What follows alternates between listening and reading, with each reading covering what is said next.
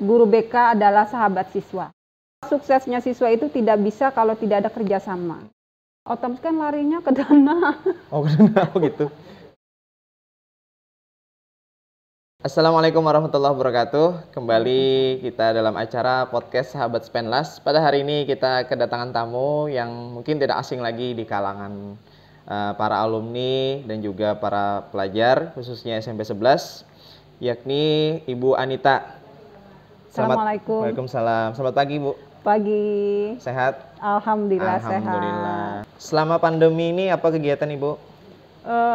Kebetulan karena dari usulan dinas bahwa kita wajib turun setiap hari, jadi ya kita turun setiap hari ke sekolah dengan jadwalnya sudah ditentukan. Dan apa tugas kami itu biasanya kita mendampingi siswa-siswa jika ada sesuatu dan lain hal, apalagi dengan belajar online ini memang banyak kasus yang terjadi ya.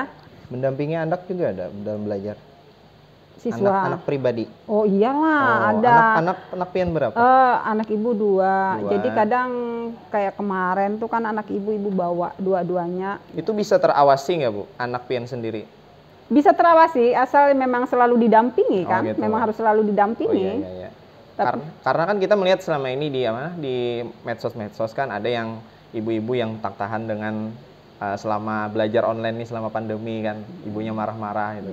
Jadi kalau ibu sendiri sebagai guru ya mestinya tahu lah metode-metode apa yang mungkin bisa itu kan. Nah itu. Terus Ibu Anita ini kan sebagai guru BK ya. BK itu bimbingan konseling ya, Bu ya? Iya. Nah itu. Guru BP sama guru BK tuh beda nggak? Sama. Cuman sekarang dulu kan sebutannya guru BP. BP itu apa? Sekarang bimbingan penyuluhan. Oh, bimbingan penyuluhan. Tapi diganti sekarang menjadi BK, bimbingan konseling. Bimbingan konseling. Ya. Bisa dijelaskan nggak, Bu? Oh iya, baiklah. Ya. Jadi begini ya, tugas guru BK itu sebenarnya banyak. Kami sebagai guru itu banyak tugasnya. Apalagi dengan layanan-layanan kami, artinya tugas kami membantu siswa. Sebenarnya bukan hanya membantu siswa, artinya membantu teman sejawat juga bisa, membantu guru-guru juga bisa. Membantu guru contohnya misalnya guru ada masalah sosial atau pribadi, itu bisa curhat ke guru BK. Jadi tidak mesti harus siswa aja yang curhat ke guru BK. Ya. Tapi yang terjadi di lapangan, faktanya, itu bukan hanya siswa kita yang curhat ke guru BK, tapi orang tua siswa pun sering curhat ke guru BK. Ya, seperti itu. Tapi aman nggak curhat sama BK itu? Kami kan punya kode etik. Oh gitu, ada kode jadi etik. insya Allah aman. Ada nggak selama Ibu di SMP 11 ini, ada anak-anak itu yang tidak mau curhat sama guru BK gitu? Ada nggak? Sebagian ada. Tapi rata-rata karena guru BK punya teknik itu biasanya mereka tetap terbuka. Yang penting gitu ya? Tidak menjas mereka. Sering terjadi itu apabila guru itu menjas mereka akhirnya nggak mau cerita. Yaitu jadi anak itu sebenarnya harus dirangkul apapun yang terjadi permasalahan mereka. Entah itu peraturan sekolah yang sering dilanggar atau itu masalah di rumah, itu kami sebagai guru BK sebenarnya tidak boleh menghakimi anak, tapi harus selalu merangkul mereka, berempati terhadap mereka. Karena kan kami ini biasanya gini, permasalahan itu tidak melihat dengan yang apa yang terjadi saat ini, tapi kami lihat latar belakangnya dari keluarganya, gitu, bagaimana, terus lingkungan dia berteman gimana, biasanya seperti itu. Tapi kalau dulu ya, zaman saya sekolah dulu, itu namanya BP ya, Bu ya. Setiap siswa yang dipanggil ke BP itu takutnya minta ampun gitu. Nah itu kalau untuk sekarang image-nya untuk guru BK atau guru BP itu sama nggak dengan dibandingkan zaman dulu gitu? Oh beda. Bedanya di mana? Jangankan zamanmu, zaman ibu pun seperti itu. Oh gitu. Jadi guru BK itu kesannya itu seperti yang mengasih hukuman, jadi polisi sekolah itu guru BK, guru BP ya, dulu sebutnya guru BP, tapi sekarang sudah beda. Guru BK adalah sahabat siswa. Oh, guru BK adalah sahabat siswa. Apapun masalahnya? Apapun masalahnya. Gitu. Entah itu masalah sosial, pribadi, belajar, karir, apapun itu, guru BK sahabat siswa. Tapi kan untuk sekarang ya, itu masih ada yang seperti itu, misalkan kamu masuk BP gitu. Jadi itu langsung terkenal siswa itu gitu. Nah, oh bahwa si Anu pernah masuk BP. Nah gitu. Jadi kesannya negatif ya? Iya. Itu. Nah, Ini tugas kita bersama, gimana caranya supaya tidak ada image seperti itu, bahwa ke BK itu siswa yang bermasalah loh ya, sebenarnya tidak.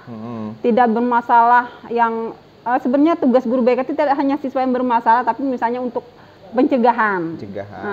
Misalnya dan belajar supaya tetap semangat belajar gimana, itu kan ada.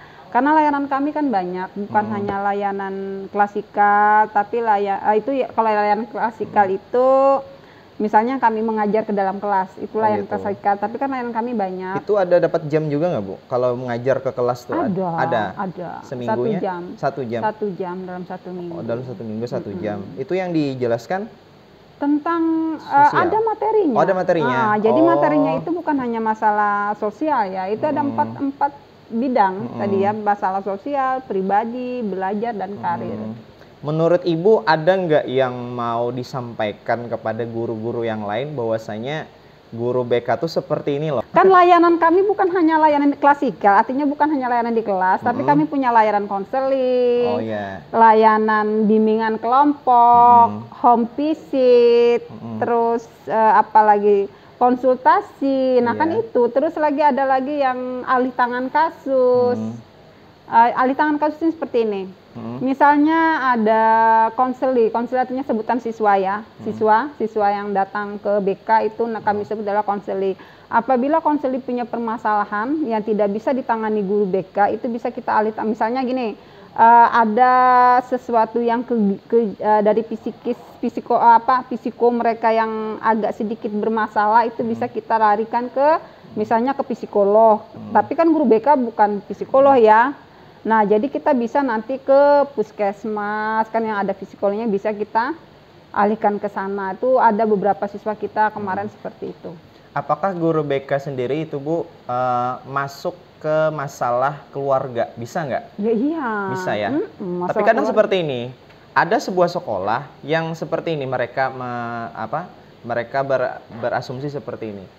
Kalau urusan di rumah, itu kan guru-guru tidak bisa sepenuhnya mengawasi gitu kan. Ya artinya kan tidak usahlah ikut campur dalam masalah urusan keluarga si siswa itu tadi, si anak tadi. Kalau guru BK tuh boleh nggak atau memang dikhususkan? Gimana? Oh, itu kan makanya kita harus ada kerjasama. Oh gitu. Jadi kerjasama, Mas Ibu tuh gini, suksesnya siswa itu tidak bisa kalau tidak ada kerjasama. Jadi kerjasama kita itu bukan hanya guru BK ya, wali kelas, artinya semua guru mapel pun seperti itu.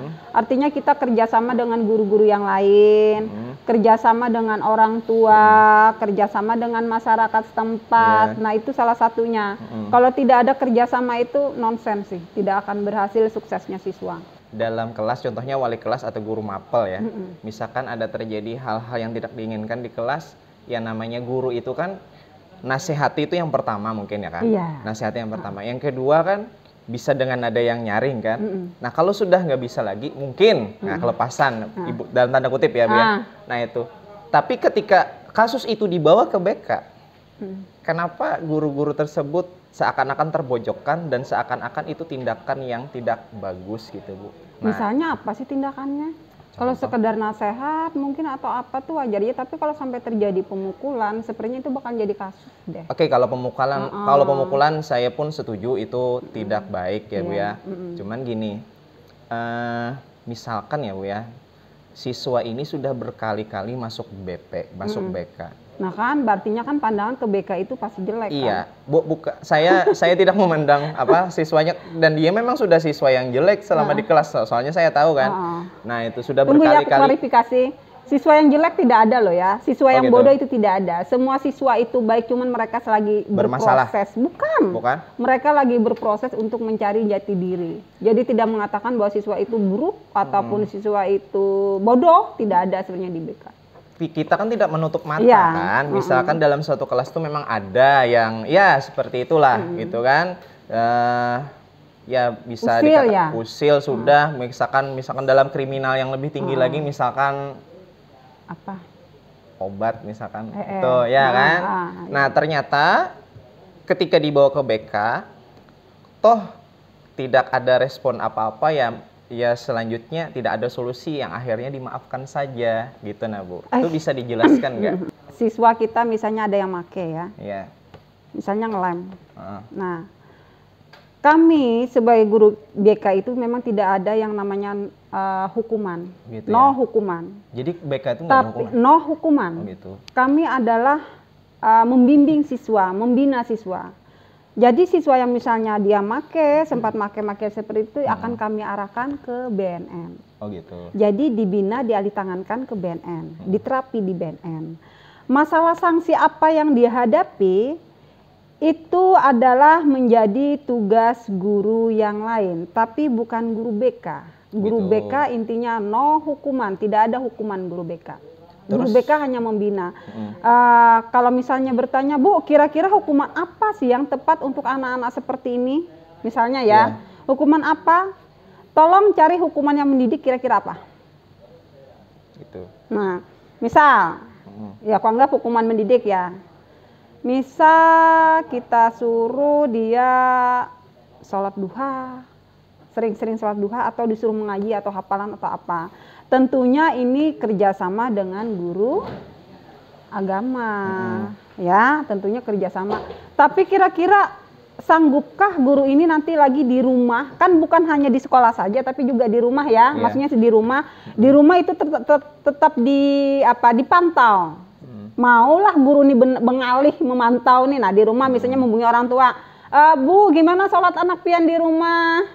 Ibu di rumah mengaji ke anak pian atau kalau usah di sekolah aja deh. Misalnya dia setiap hari, misalnya sebelum jam 0 jam kita aja suruh ngaji ke atau apa, itu mungkin termasuk hukuman yang mendidik. Saya rasa seperti itu. Tapi adakah kerjasama kita di situ? Gitu. Nah seperti itu. Jadi kami guru BK memang tidak ada yang namanya menghukum siswa itu nggak ada. Kami memang itu sudah kode etik kami, memang dari sononya sudah memang tidak ada. Jadi no hukuman guru BK. Karena guru BK hanya bisa membina mereka, membimbing mereka. Jadi kenapa kok tidak diberhentikan, Bu? Iya, ya kan? Ya berapa kali kena diberhentikan misalnya karena ada berapa kriminal. Ada misalnya ya tadi masalah obat tadi ya. Masalah obat, Ibu pernah seminar dengan Polres Banjarbaru, kerjasama dengan Polres Banjarbaru, di situ disampaikan kalau ada terjadi siswa seperti itu, tolong dibina saja. Kalau dia diberhentikan, mau jadi apa anak murid pian kena? Jadi intinya tetap harus dibina, artinya penanganan ibu ya ibu kebawa ke BNN.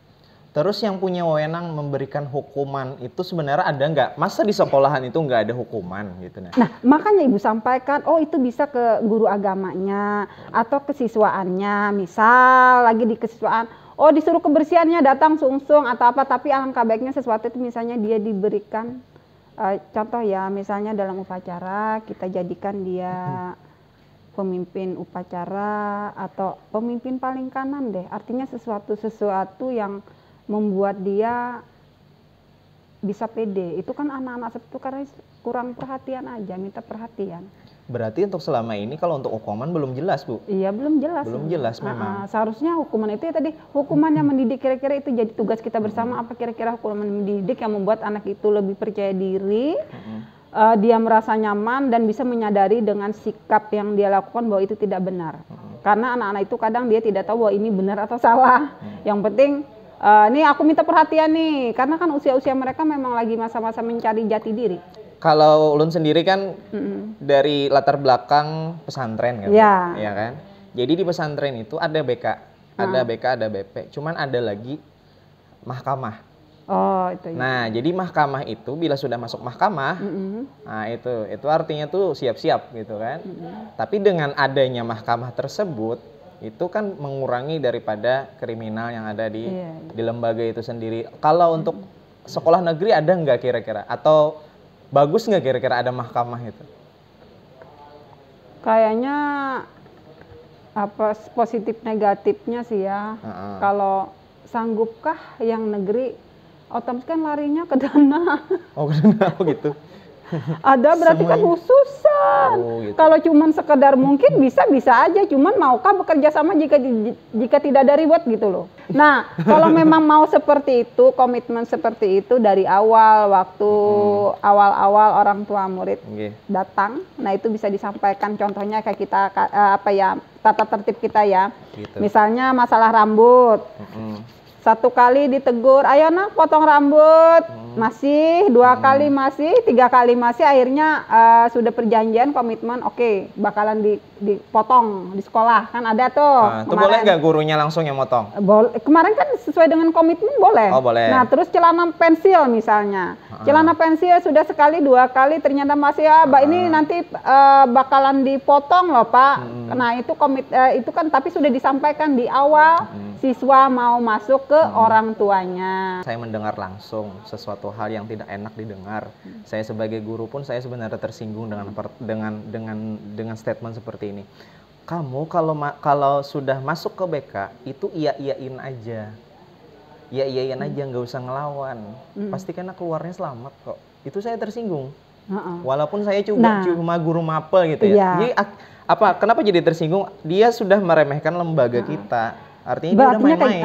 Artinya kayak gini. Gimana tanggapan Ibu? Tanggapan Ibu gini ya, karena di BK itu kan memang no hukuman. Gitu. Nah intinya kan no hukuman. Terus Ibu nggak tersinggung? Nah masalahnya ini kayak gini, kadang-kadang guru mapel misalnya, oh ini ayo ke BK, menganggap bahwa ke BK itu loh, tuh bakalan dihukum tuh Ikam kalau ke sana. Jadi dianggap itu tuh kayak ngejudge mereka kalau ke BK itu adalah salah gitu loh. Tapi kalau pemikiran mereka misalnya guru lain, maaf lah ya, misalnya guru, oh ya ini, itu bahkan dibina aja, nggak bahkan dihukum di BK. Oh gitu. Jadi mungkin ada kalimat-kalimat, oh iya iyakan aja, iyakan. Tapi kan nanti kami di situ kami nasihati, kami rangkul, kenapa, apa sebabnya dan apa-apa, dan kami bina. Terus menurut Ibu siapa sih yang bisa membuat siswa tertib dan juga tidak melanggar? Itu. Kalau seperti itu pertanyaan itu harus ada kerjasama semua guru. Peran BK di mana? Peran BK itu semua masalah tata tertib itu tidak bisa diserahkan ke guru BK semua, tapi semua guru, semua yang ada di lingkungan sekolah itu. Bukan hanya guru BK. Jadi masalah siswa tidak tertib atau itu bukan diserahkan ke BK, bukan, itu semua yang ada di sekolah ini. Karena image-nya kan dulunya seperti itu, Bu. Oh enggak lah. Makanya kita ada pengawas harian. Makanya kita ada yang karakter. Itu sebenarnya untuk itu. Bagaimana caranya? Kayak apa caranya kelas jangan sampai kosong. Nah, yang kenapa ada siswa yang macam-macam itu mungkin situasi kondisi lingkungan kelas atau lingkungan sekolah kita itu memang ada kesempatan untuk mereka berbuat niat, mungkin tidak ada tapi kesempatannya ada. Mungkin karena kelas yang kosong, CCTV tidak ada waktu itu. Itulah yang membuat tidak aman. Jadi yang bikin tertib itu adalah semua komponen. Apakah sudah efektif selama ini? Bagaimana menurut kalian? Tidak bisa menjawab ya. Hobinya apa nih? Hobinya Ibu nih apa? Oh iya, hobi Ibu nih hobi yang menghasilkan uang ya. Oh gitu. Jadi hobi yang menghasilkan uang. Jadi yang saat ini apa? Kebetulan Ibu adalah pelatih senam juga. Ibu punya sanggar di rumah. Oh gitu. Sampingan. Jadi, ya Bu ya? Sampingan yang menghasilkan uang tadi. Jadi guru nggak menghasilkan uang ya? Oh enggak. Artinya lah, jadi kayak gini pesannya. Ya bukan pesan sih ya. Jadi kita harus punya pekerjaan tetap. Gitu. Jadi hobi ya tetap jalan, pekerjaan tetap. Kalau kita mengandalkan senam aja tidak bisa, karena kita akan tua kan Ibu kan dipakai orang lagi. Kan stres belum ya, kalau sehat terus ya alhamdulillah. Karena kalau yang namanya contohnya aja, misalnya Ibu kena senam di lapangan, kan berarti Ibu harus fit terus, harus sehat. Kalau kada sehat kayak apa? Oh gitu. Kira-kira lebih menghasilkan guru atau menghasilkan senam? Ibu tidak dinilai dengan nominal atau apa? Oh ya material ya? Oh enggak, Ibu kebetulan tidak memandang sesuatu itu dari uang, tapi tadi yang menghasilkan uang. Iya menghasilkan, tapi kan yang setidaknya ada silaturahim, berkahnya Ibu cari. Gitu. Jadi enggak memandang hal itu. Tadi cuma candaan saja. Tapi serius nggak apa-apa kok. Udah berapa tahun Ibu punya sanggar? Dari 2009 sampai sekarang ya. Itu Ibu saya di rumah juga punya masih sanggar. kelas 2 aliyah. Sampai sekarang sanggar Ibu. Oh iya. Ramai terus ya Bu ya orang. Alhamdulillah. Gitu. Apalagi ada kru-kru yang baru. Apa ini? Ada boxing kan, udah buka kelas boxing. Ibu kelas kebetulan pelatihnya juga guru-guru di SMP 11. Siapa sebutkan namanya Bu? Yaitu Pak Happy, Pak Gun, Pak Raplim. Kebetulan basic mereka memang guru olahraga ya. Gitu ya. Kalau Ibu beda kan, guru BK tapi guru hobi BK, hobi senam. Oh iya.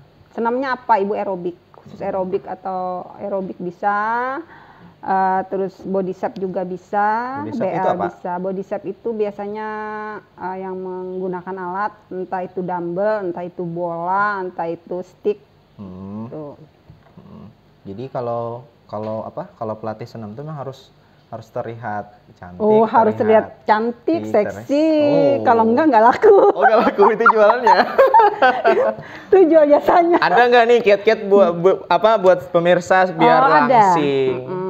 Kalau untuk siswa harapan Ibu, kalian harus punya skill. Baik tuh, kalau laki-laki kan memang wajib tuh punya pekerjaan. Kalau perempuan, Ibu rasa walaupun tidak wajib, kalian harus punya skill juga. Ya, artinya jangan satu skill aja yang kalian punya, tapi harus beberapa skill. Multitalenta, jadilah anak-anak yang multitalenta ya, biar bisa seperti Ibu atau Farah Plim atau Pak Suban juga bisa ya. Nah, contohnya seperti itu. Jadi Ibu harus menyontohkan artis kita aja. Oh, ya? Harus menyontohkan artis kita aja deh. Jadi kalian harus punya skill yang bermanfaat untuk orang banyak. Tadi kiat-kiat langsingnya gimana? Kiat-kiat langsing ya rajin berolahraga. Oh gitu aja. Iya. Minum obat ada nggak? Oh enggak, ibu yang alami saja. Mungkin makan makanan tolong dijaga. Tapi Ibu makan aja barang aja, yang penting mandai Ibu, tapi Ibu makan.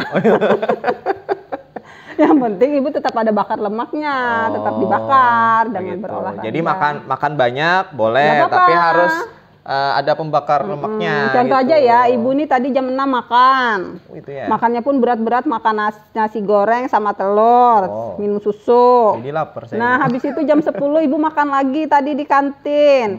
Nanti jam 2 Ibu makan lagi. Makan nasi tapi Ibu nggak suka ngemil loh ya. Jadi Ibu makan lagi nanti jam 2. Nanti malam Ibu makan lagi. Jadi Ibu makan 4 kali sehari. Tapi kalau yang merasa kelebihan lemak jangan ikuti cara Ibu ya. Kecuali yang agak-agak yang tidak mudah jadi lemak. Yang penting rajin berolahraga deh. Rajin berolahraga. Ya, okay. Apalagi di zaman pandemi ini ya. Kalian harus jaga imun, jaga imanmu ya. Jaga imun, jaga iman. Jaga iman, iya. Oke, menarik ya pada hari ini ya. Terima kasih Bu Anita atas waktunya. Mohon maaf Sama-sama. apabila ada kekeliruan dari kami. Ya, semoga itu tontonan ini akan menjadi edukasi bagi pemirsa, khususnya para alumni dan sebagainya. Oke, baik. Untuk yang mau saran bintang tamu untuk selanjutnya boleh ditambahkan di kolom komentar. Oh ya, untuk Sanggar Ibu Anita itu beralamatkan di mana? Oh ya, Sanggar Senam Ibu berada di Sanggar Senam kita namanya di Komplek Mustika. Kalau mau daftar gimana? Tapi yang untuk aerobik BL itu yang sore itu khusus perempuan, tapi kalau untuk boxing itu bisa laki-laki dan perempuan itu jam 10 pagi, Kamis dan Sabtu. Jadi kalau kalian ingin olahraga yang agak strong, silahkan datang ke Sanggar Ibu ya. Oke, terima kasih. Itu saja dari kami. Semoga bermanfaat. Wassalamualaikum warahmatullahi wabarakatuh. Waalaikumsalam.